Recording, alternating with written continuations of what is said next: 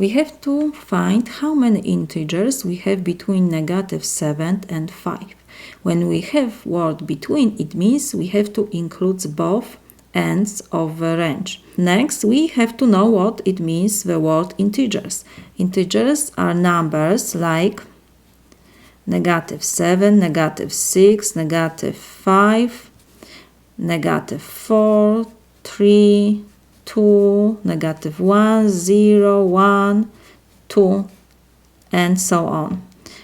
From negative infinity to positive infinity.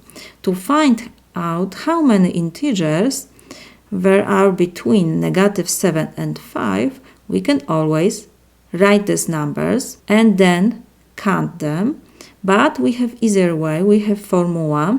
When we have integers between m and m is less than or equal n, to count these integers, we use formula.